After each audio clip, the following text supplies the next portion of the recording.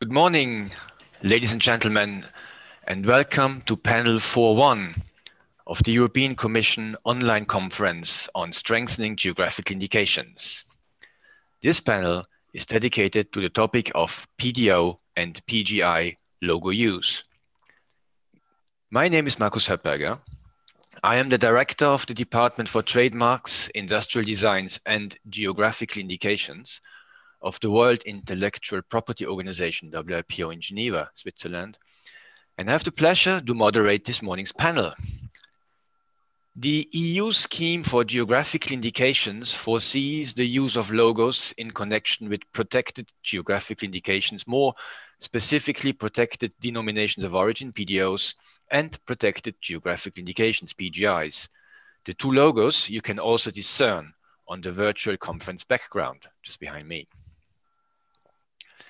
The bylaws governing the use of those logos do not always appear to be coherent, and there are questions as to the actual value producers attach to those logos, as well as to their recognition by consumers.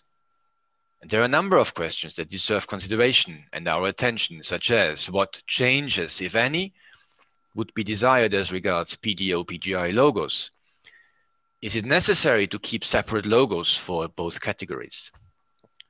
Would a relaxation of the rules on the use of those logos as regards size, color, or the place on the label increase their attractiveness for producers? Or would such changes result in lower recognition and confusion in consumers?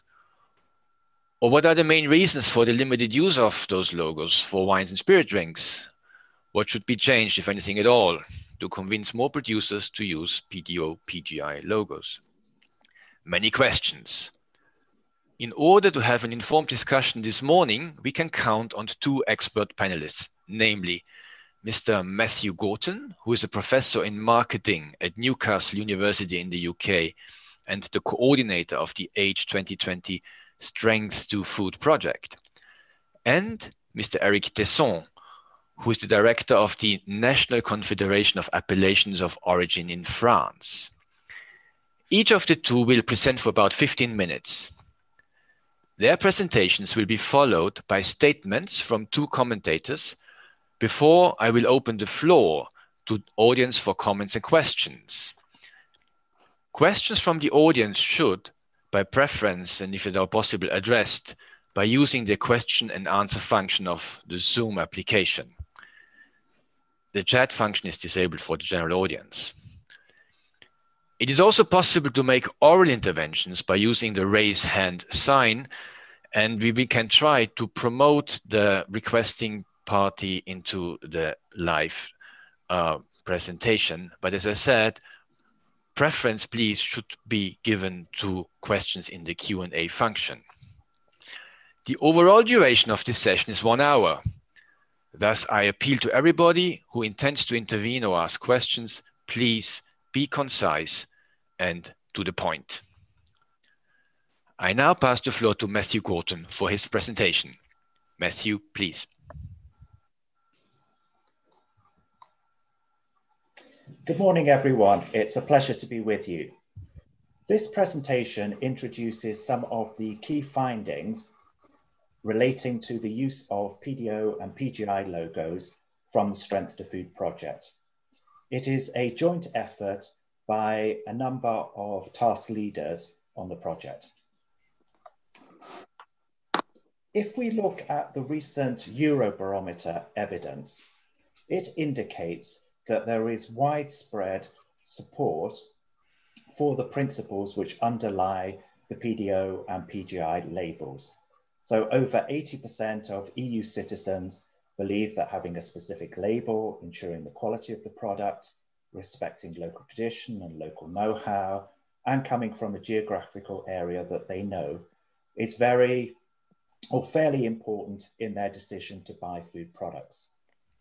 However, when we look at our Strength to Food evidence, we find that use of the PDO and PGI logos by consumers in their decision-making is very limited.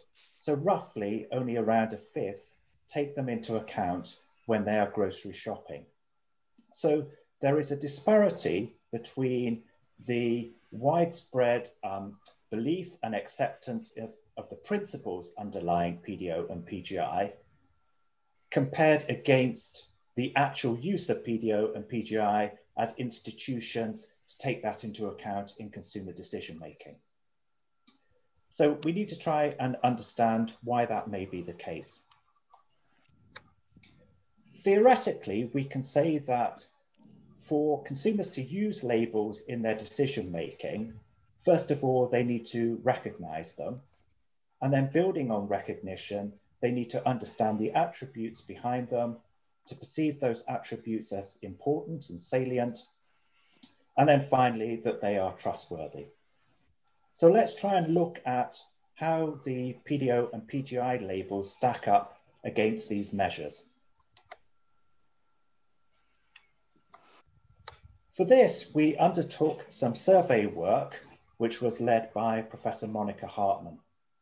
And we looked at consumers' recognition, understanding, and trustworthiness of 4 EU labels and benchmarked them against national and regional labels in our sample, which was derived from 7 European countries. So that includes France, Germany, Hungary, Italy, the UK, Norway, and Serbia. So a mix of countries both in the EU and outside. What we find is that the majority of consumers do not recognize the EU quality labels, but national labels perform much better. So for example, national organic labels. As you may imagine, there is some variation across countries. So in France and Italy, recognition is higher, and outside of the EU, it is lower. But overall, recognition is low. Recognition is only one part of the story, however. What about understanding? So to test this, we asked respondents to look at a set of correct and incorrect statements and to try and separate them out into true or false. And what we found is that the majority of consumers couldn't do this. So there was considerable confusion. So the majority thought that a definition of the PDO criteria applied to the PGI label. Depending on country, only 12 to 21% understood that PGI is an EU label. Even fewer understood the nature of the registration process. And that was similar for PDO as well.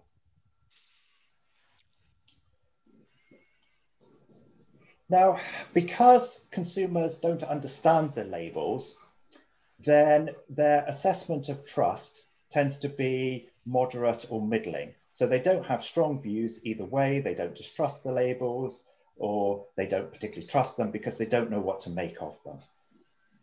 Now, one argument which is often presented is that consumers generally don't understand labels, they don't recognize them, they don't use them in decision making.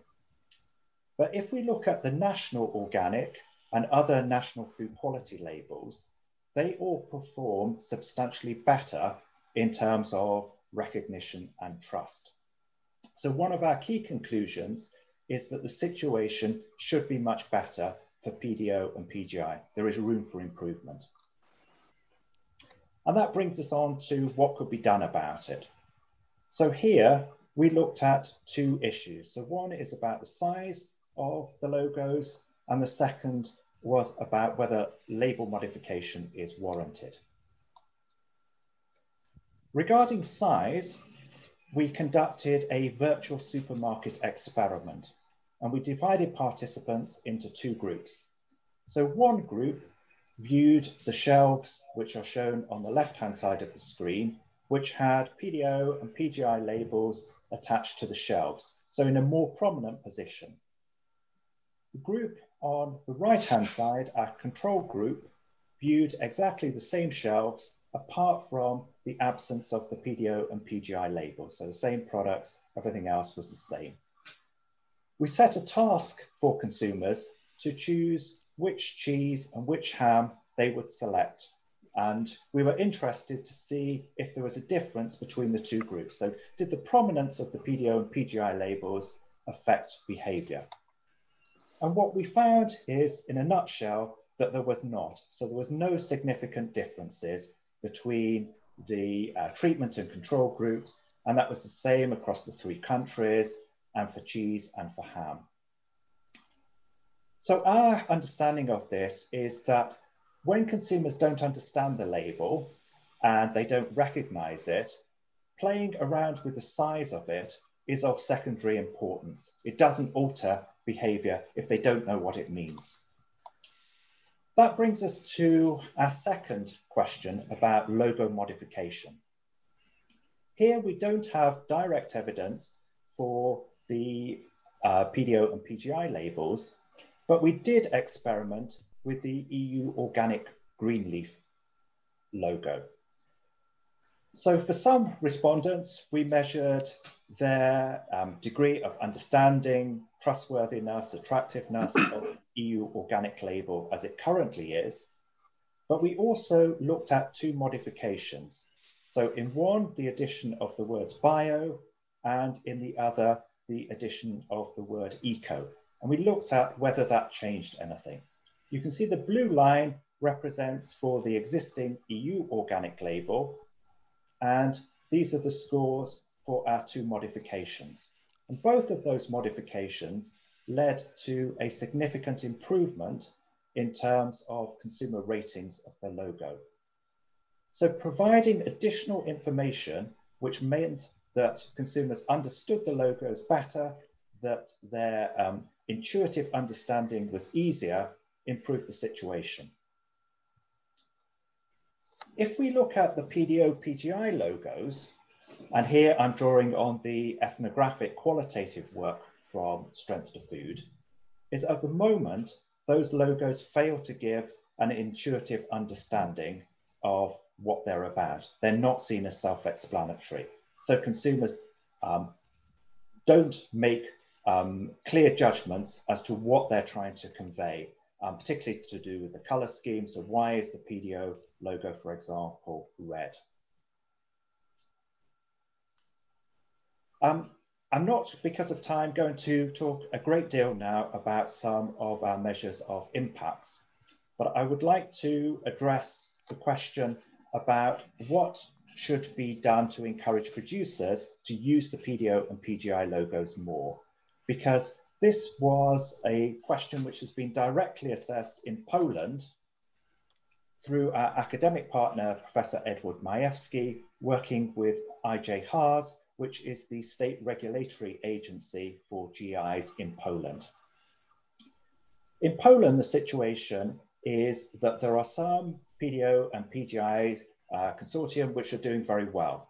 So they're delivering substantial benefits to producers, and as a result, other eligible farmers from the same locality seek to join the PDO, and output is growing. However, in other cases, the PDO PGI is not delivering substantial benefits. The benefits do not outweigh cost, and therefore their membership is static or declining. It seems to us, therefore, that in terms of producer engagement, what matters is a pull strategy. So if consumers value the PDO and PGI logos more, they understand them better, then that would lead to an increase in terms of willingness to pay from consumers because they like the underlying principles of the logos. And also, if they appreciate the individual products, then that is likely to lead to producers being more willing to engage in them. So a pull-based strategy. Now, one problem at the moment is that consortia development tends to focus on technical specification and governance matters. Now, clearly they're important, but in developing consortia and the registration process, little attention is often given to business and marketing plans. So there is insufficient focus on the economic sustainability of PDO and PGI consortia. And without that economic sustainability, then producers will drift away. So one of our recommendations for improving producer engagement is that as part of the application process, there should be an incorporation of a business and marketing plan. I hope that you have found these results and conclusions interesting, and I'm happy to answer any questions which you may have at the end. And also, if you'd like further information, then the reports on which this presentation is based are available from the Strands to Food website. Thank you. Thank you, Matthew, for this very, very interesting and concise overview of research work. Being an intellectual property lawyer myself, I always find it super fascinating to have access to some of the empirical work that underlies a lot of the decision making or should underlie at least a lot of the decision making and policy making in the area of intellectual property at large, but here in particular on geographic indications. So if you allow, what you said in a nutshell is your work found that consumers in Europe to a very large extent support the principles that underlie the GI approach, namely origin-based food products. However, the EU labels, there's very low recognition for the EU labels themselves, and there's even lower recognition or lower understanding of those labels. So there's room for improvement, and you try to find out what there could be. For example, changing the size of the logos that didn't produce much of an outcome. However, it seems that sort of loading those logos up with a stronger message could be a way forward. And as far as the producers are concerned, it seems to be important that the question of the economic sustainability of producer associations be factored in right from the start when producers engage in GI protection schemes. I hope I summarized you correctly here, but I would really encourage all of you who follow that panel to have a look at that study, because it's fantastically well done, and there's a huge wealth of information and guidance there. Now, please let me pass on to the second panelist this morning, Eric Tesson, who represents the Confédération of French Appellations of Origin, and who will present the point of view of French wine producers on this question. Eric, I give you the floor. Yeah, thank you. Hello, everyone. Where is slides?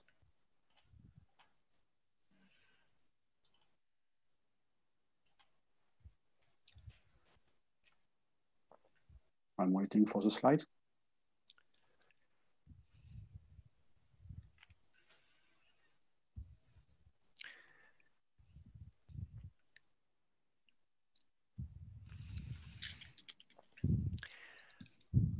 Thank you. Are they coming?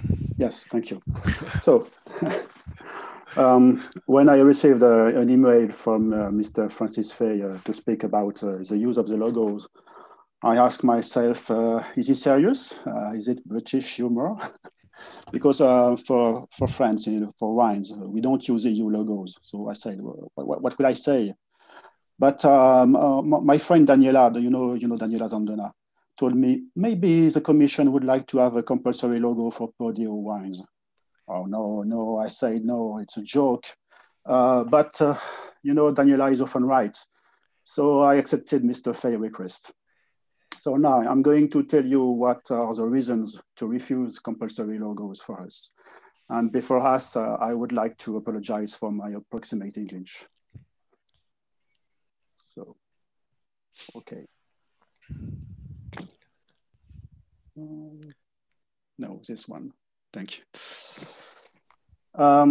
So I will start with a historical reason. Our legal framework for AOC has been established since 1935, and we have never used the logo. But we have always written in full letters, appellations d'origine contrôlée, and we still go on. You also remember that the wine sector did not have a recognition of its GI at EU level until 2008. Before, we were only VQPRD, a full acronym. Now, PDO is as 10 years older for us, and whereas we are more than 85 years old with AOC. I must add that the word protected has never been used in France, nor in Italy, Spain, Portugal before. We all use the word controlled. Protected is a new word for us and maybe not the best. I don't know why this word has been chosen in 1992 by the EEC. Secondly, we had a project for an AOC logo in France. It was 22 years ago. The French Parliament tried once to impose us a compulsory logo for AOC wine. The law passed, but it was never enforced. No decree. French administration had to renounce.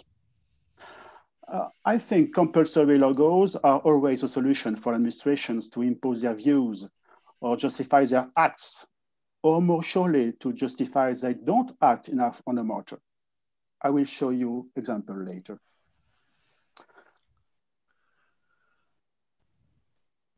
Okay. Now we have marketing reason.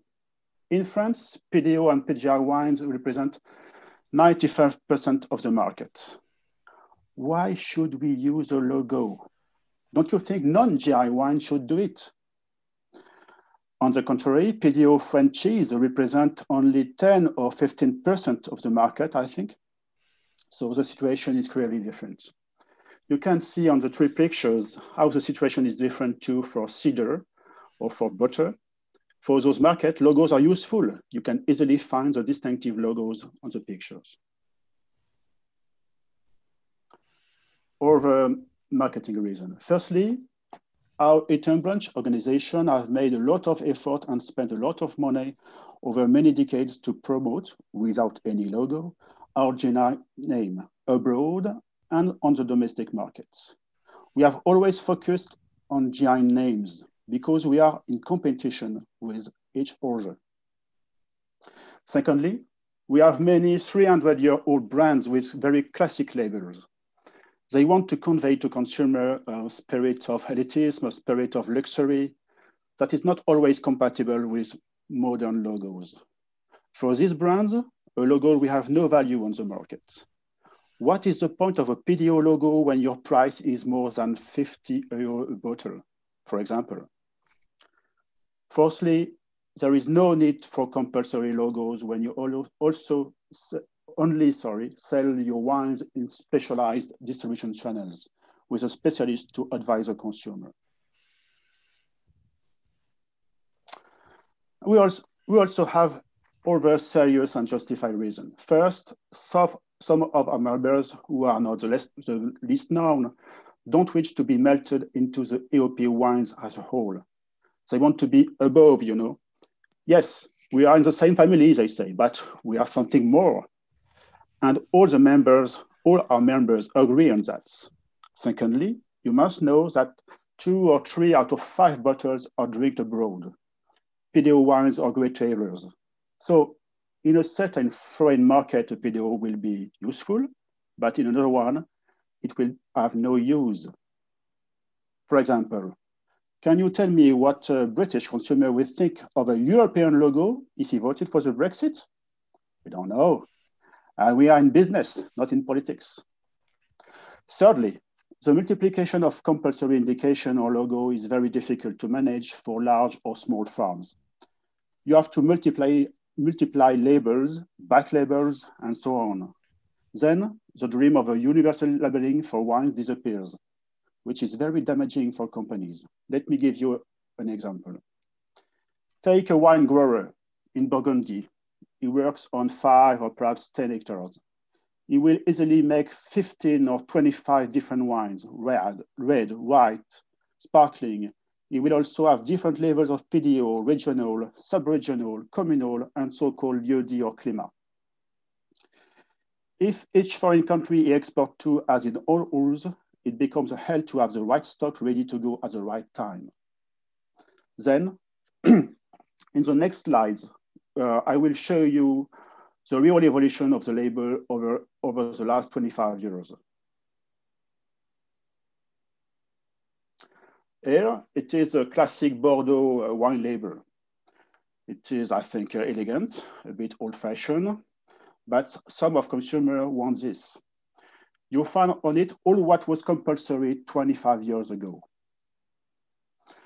Do you think it needs a logo? Now, let's see the bike label. That was a voluntary bike label at that time. You find some advices, some explanations about wine varieties, and in the fact that the wine had a silver medal at Concours Général Agricole de Paris. These two label and back label was a result of a paradise migration for vintners, because the wine could go all over the world without logo, without any change.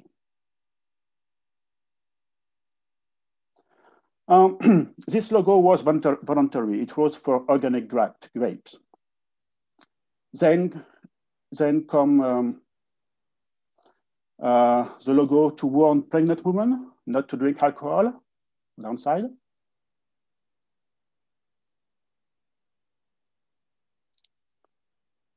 Then Europe told me that my logo for organic farming was well known, but asked me to change for an unknown but compulsory logo.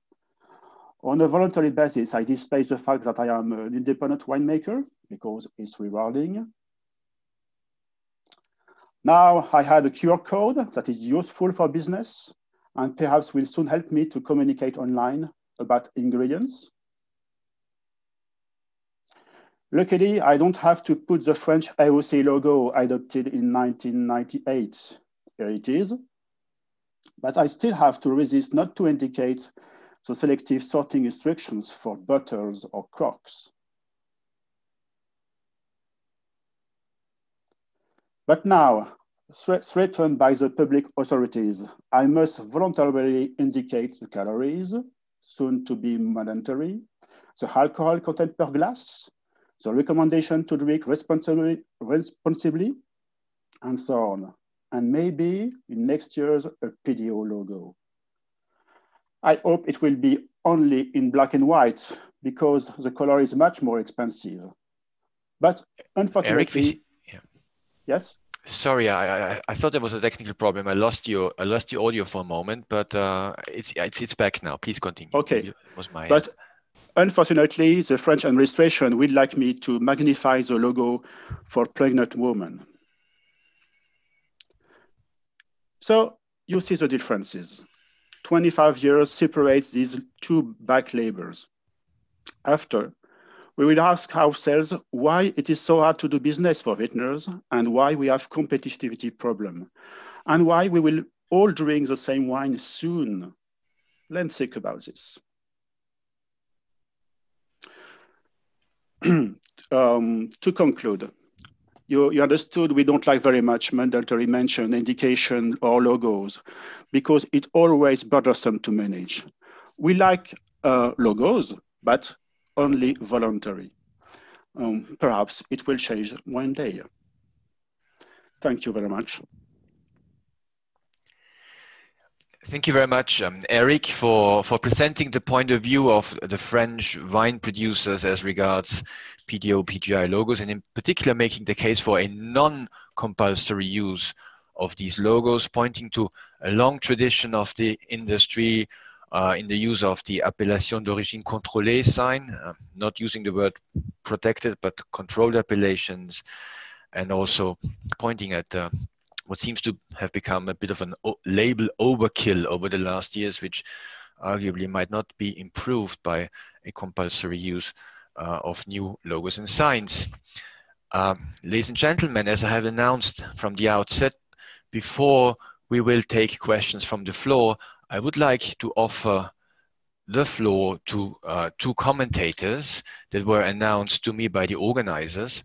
I do not know whether they are already online, but I give it a try. The first commentator is from Spain, Miss Rebecca Vázquez, who represents Origen España, Asociación Española de Denominaciones de Origen.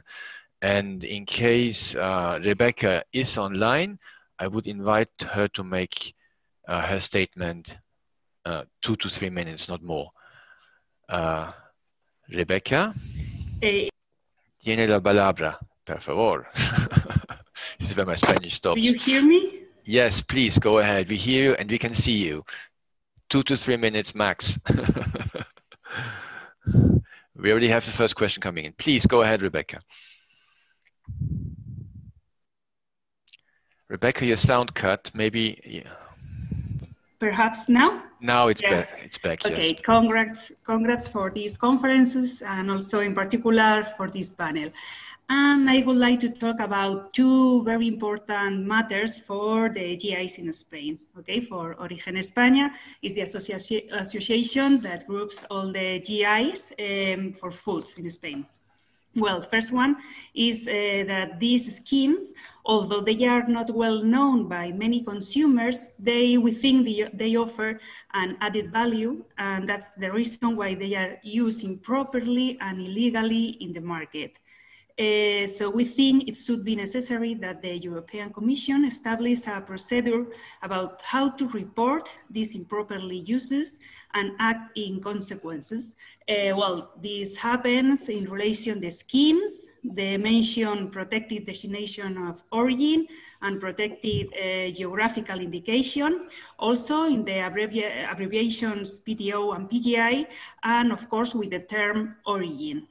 The second matter we would like to talk about is that we consider it's necessary the European Commission works for the regulation of the use of the schemes and other European symbols in the labeling of processed products, if any ingredient is a GI product.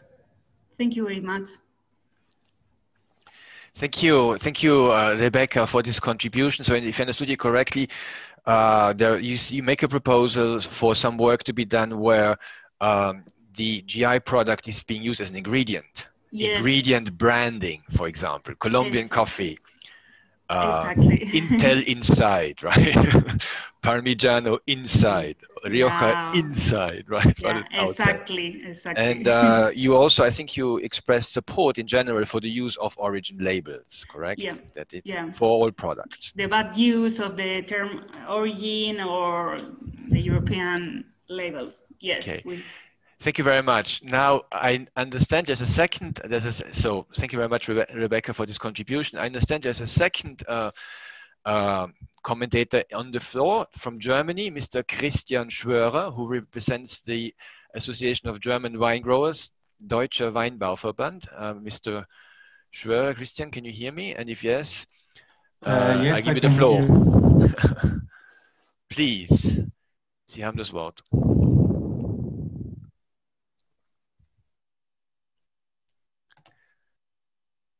Hello, Christian. We seem to have lost you here. I can hear you. Okay, now you're back. Very nice background. Where is this? Thank you. The German vineyard. Yeah, there I thought, but which one? Be precise. PDO. I have to ask to my assistant, so I will give you the answer afterwards. Okay. Okay. Thank you. First of all, I would like to thank you, the speakers, for the interesting presentations, and I would like to describe briefly the situation in Germany. Basically, it's comparable to the situation in France, even though our labeling legislation is completely different. The terms PDO and PGI were only introduced in Germany when the Common Market Organization was amended 10 years ago, when the decision was taken at European level to introduce a European system of origin. Before that, Germany had solely worked with the category of quality wine, Qualitätswein, which then moved to the category of PDO, and the category of regional wine, Landwein, which then moved to the category of PGI. And these terms, Qualitätswein and Landwein, are still used today as traditional terms on labels. And therefore, the transition to the system, which is still relatively new for us, takes time. As far as the use of the labels concerned, the use of logos is not very widespread in Germany.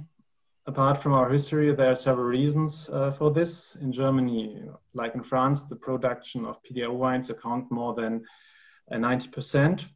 and therefore producers do not have the impression that the use of the label would be a special distinction for the wine or would set it apart from other wines. And there, as Eric mentioned, there are already many compulsory indications on the label. Rather soon, we will have the calorific value on the label, and we also have a QR code with a link to the ingredient lists. And German producers do not want any other compulsory information or logo on the labels. And in this context, but the producers often ask the question whether the use of the logo could possibly replace the written terms PDO and EGP on the label. And if this decision is taken at a regional level for each PDO, and if the product specifications provide for the logo to be used instead of the terms, of the written terms on a voluntary basis, we assume that the popularity of the logo in Germany could possibly increase. Thank you very much. Thank you, Christian. So in essence, you echo the points that have been raised by Eric. The producers are reluctant to adopt those labels. They're relatively new. There are long-standing traditions in wine growing, and obviously wine is a very traditional product, and deviation from those traditions is not necessarily welcome. And also, I think you highlight also the label overkill, right? And there's probably even more labels to come, and that will not necessarily be conducive to a higher consumer recognition. Thank you very much for this comment. So we have 23 minutes left on that panel. I have so far 2 questions from the audience, written questions, which I will put to our panelists.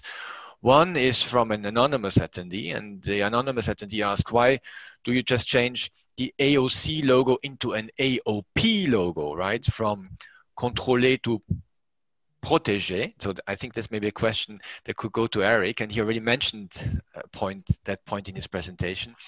And then there is Giovanni Rosati, who asks, don't you think that a compulsory use of PDO, PGI logos for all producers and all products, food, wine, spirits, aromatized wine, can increase the awareness of these products among consumers? And I think that's a question I would like to address to Matthew, because he spoke about that, and he made a test in the supermarket.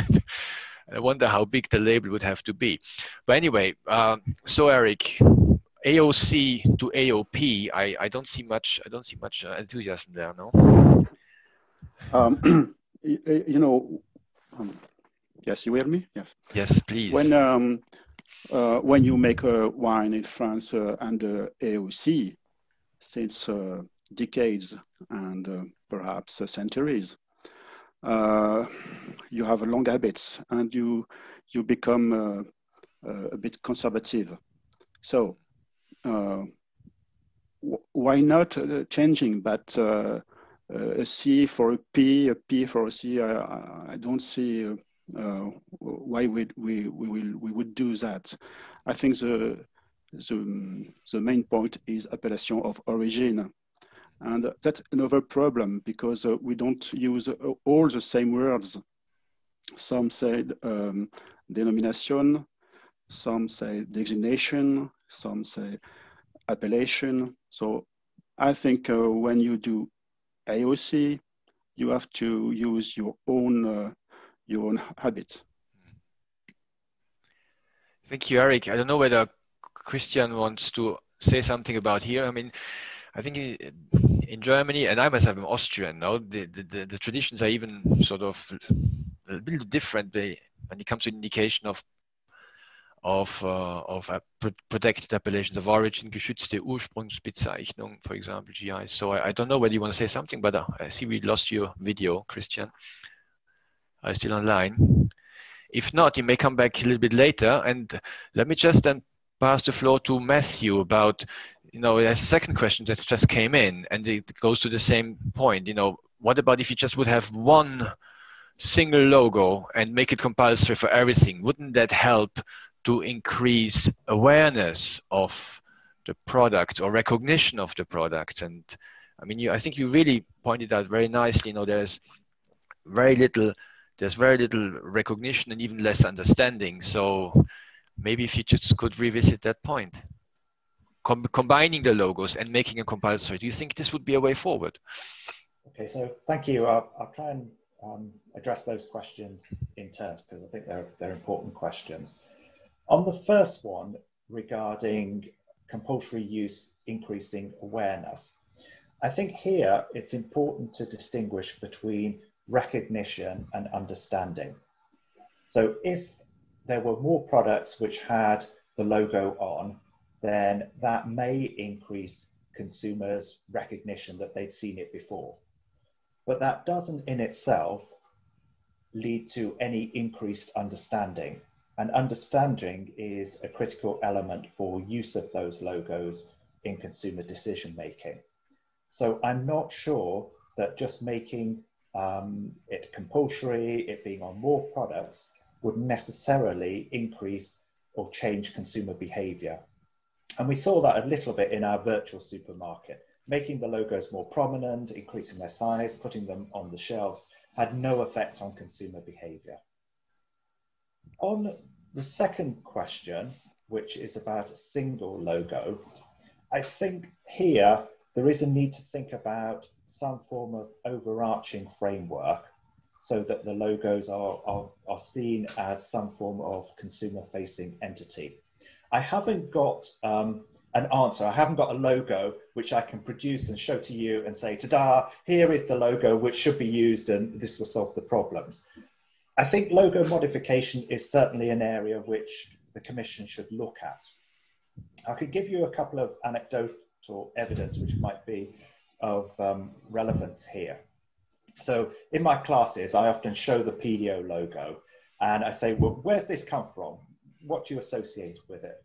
And a couple of the students said China, because it's red and has like the gold stars. And I thought this was just some sort of odd comment, but yeah, okay.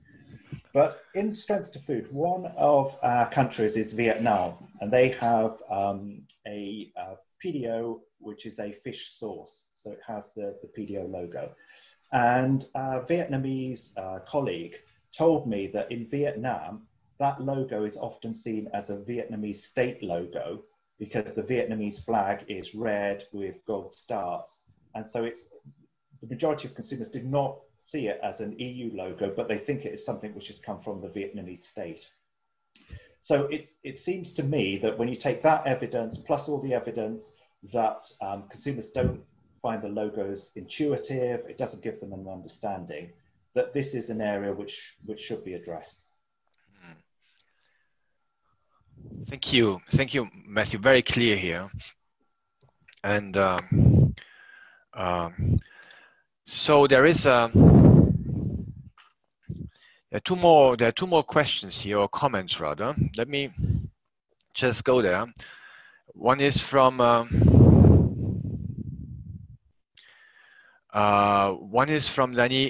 Daniela Ida Sandona, who says, what do you think about China's willingness to use the EU's logo for its products? What do you think that means, she says.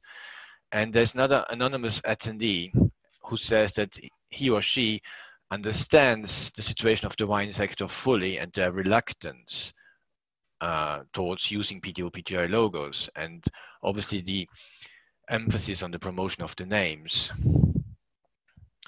And that attendee asks or proposes that whether there could be any measures, additional measures that would help to better recognize names, and if so, what could that be? So in order to better recognize the names, what could that be? So two questions. What about, what do you make out of China's willingness? I mean, this is a statement here. We have to see whether, I'm even not sure whether this is done voluntarily or this is part of the trade deal, that these things have to be, marked. But that's one question. And the other one is, for wines, would there be any measures to help to better recognize the names? And maybe let's start with the second one. Do we need such a thing? Eric, from your point of view, are there additional measures needed to better recognize names, or isn't it like that already to get across the message on appellations is complicated enough in the light of the competition you get from varietal wines, you know, where it seems the message is somehow much more straightforward. Would you have any view on that? Yes. When we promote our GI names abroad, and in France too, or in the internal market, we don't use all the GI names, but you know, in Burgundy you have about 100 PDO. So but we only use Burgundy. In Bordeaux you have 57 PDOs, and we also only use Bordeaux. So I don't think there is a problem here. The problem is for a little region in quantity. Of course, when you are in south of France, in Languedoc-Roussillon in France, PDO represent only 10% of the wines produced there. So you have a problem to be seen on the market, to be seen in distribution. So they go together, GI and non-GI, PGI and PDO. They go all together on the market to be seen. Okay. But I don't know what we could do more. I'm not a marketing specialist.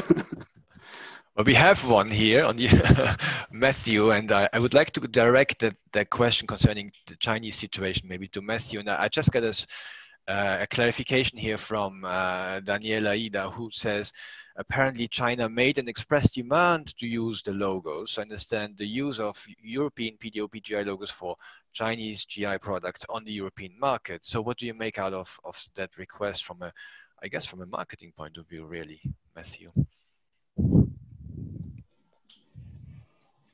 It's not a question, I'm going to be honest, I can say very much about. We haven't looked at China as part of the project. From the people I've talked to, their views are that clearly PDO PGI is a very small part of EU-China trade. And it is something that the PDO PGI is probably more important to the EU than many other trading blocs. And that there are countries which are willing to engage with PDO and PGI if they feel that that is important to maintain wider trade relationships and therefore part of a relationship between trading blocs. So it may be that, and I'm only speculating here, for China, as part of its relationship with the EU, embracing PDO and PGI and respecting the rules, wanting to engage with that, is seen as part of a wider package to maintain trade access. Okay, thank you. I'm just browsing through more questions and comments that come in here. Just give a quick moment.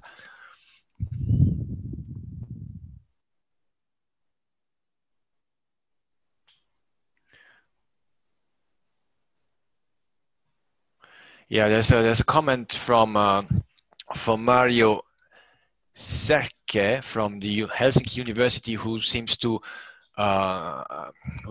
emphasize and confirm what Matthew said, that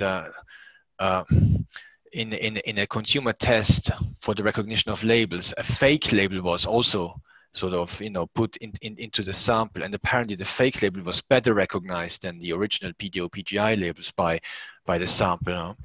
And there's a comment also from Mira Kos Skubic, who says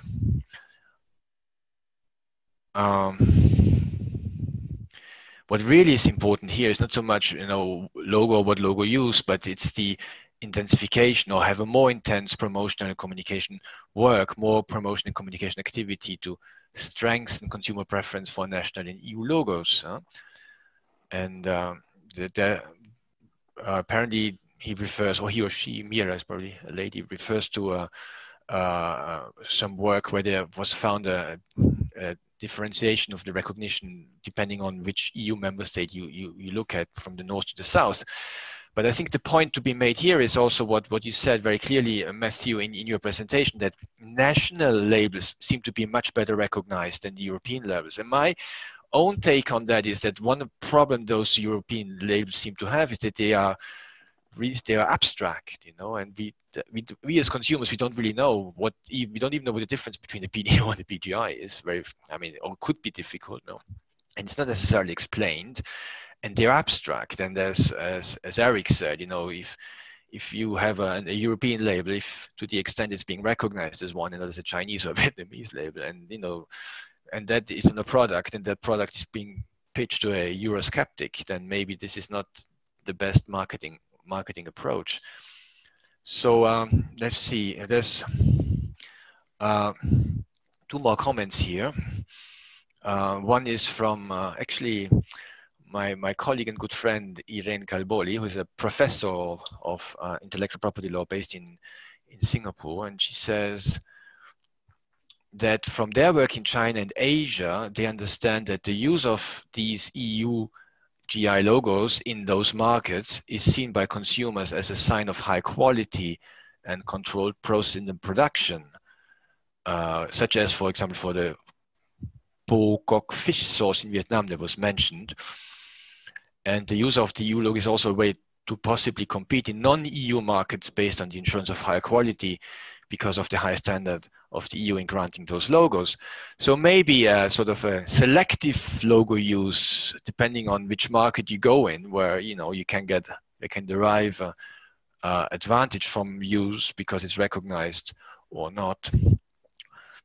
And another comment here from Sarah Weber. Sarah says she thinks that emphasis should be put on the increase of understanding of the logos because it's not really well understood. And how could we increase that awareness? And there are also, she thinks, similar confusing logos on the market, especially, for example, she thinks of the Carrefour logo used to foodstuff packaging, where one has to look carefully or twice not to get confused with the EU logo. So, you know, this is that logo overkill, right? And we haven't even talked about, I mean, if you say, yes. Yes, sorry. There was a question in the brief before the conference from EC, was about using the logos to fight against counterfeiting. And I did not understand what the EC would say. Like, perhaps someone could take the floor on this, because I don't see the way to use the logos to fight against counterfeiting. Is that a question, or is it a question directly to the organizers, to the commission, or somebody on the floor? Maybe how could the PDO PGI logos be used to combat counterfeiting, right? That's a question. So if I sell a fake bottle of champagne, so to speak, you know, how would a PDO logo prevent me from doing that? I think that's a bit the question, isn't it?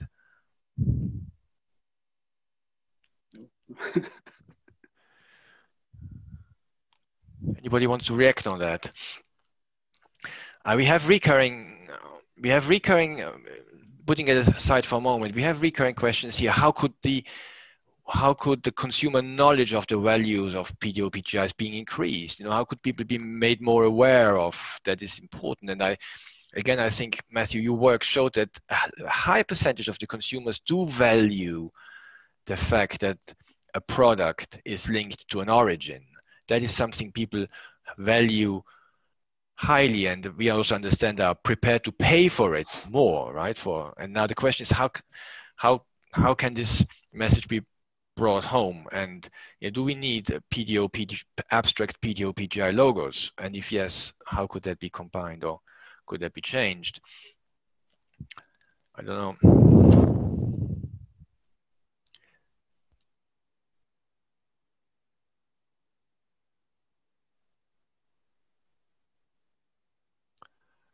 And there is one comment from Cassandra Sturt, who believes that, and I think she seems to confirm what was said by Eric. You know, there's this danger of using one logo for all the products at all the quality ranges is sort of really leveling the appreciation, and therefore what would work against product differentiation and seem to sort of diminish in part the potential value of those products. I have an anecdote if you want. Okay, please. Anecdote is great. Yes. When I was a student a long time ago, I went to Denmark in Jutland, and I met a fish farmer. Yes, I don't know if the word is correct. I met a fish farmer, and I've been discussing with him for a long time. And once I asked him, why don't you use logo linked to environment or linked to quality? And he said to me, you know, in Denmark, the only logo people want is eaten by the queen. So you see that in each different country, the use of logo is different, and we have to adapt in each country, not use a universal logo. It's impossible. It's tricky, right? It is tricky.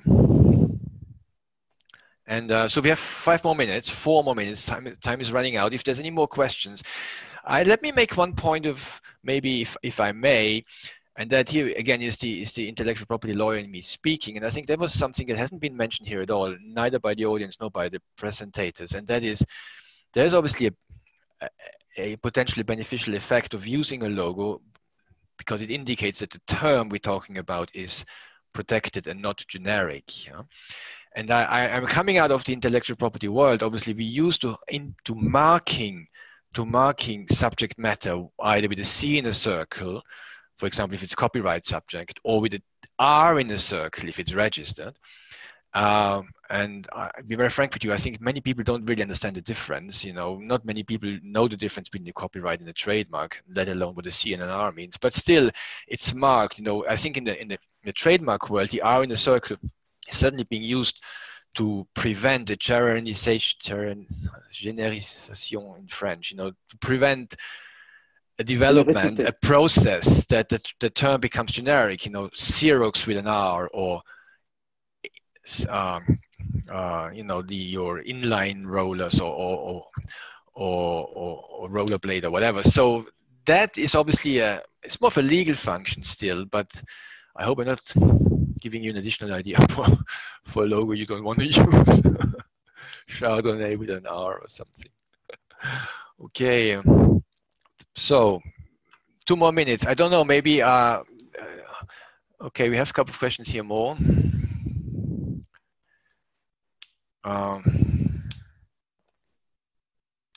Yeah, I think they're coming in some comments that seem to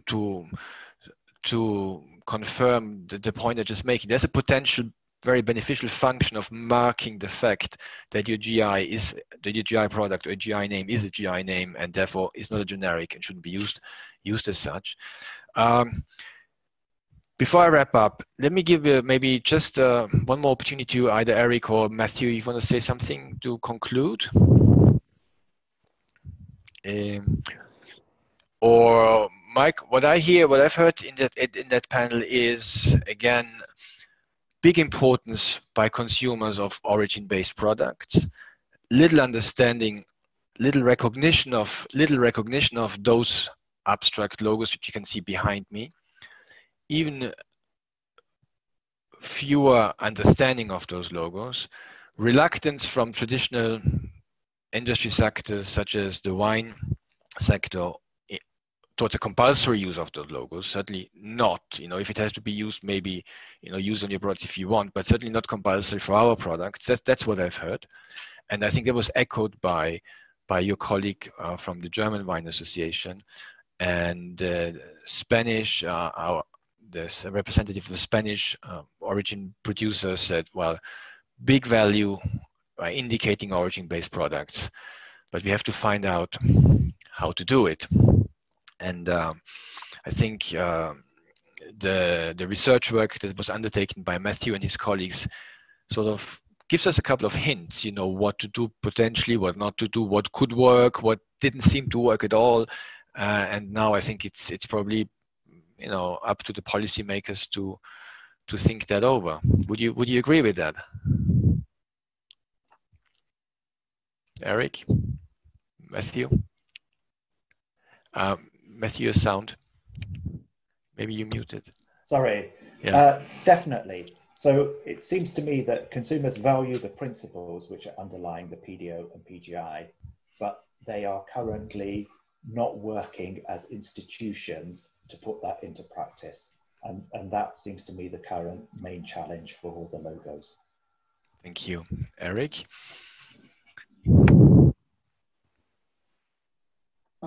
I was thinking about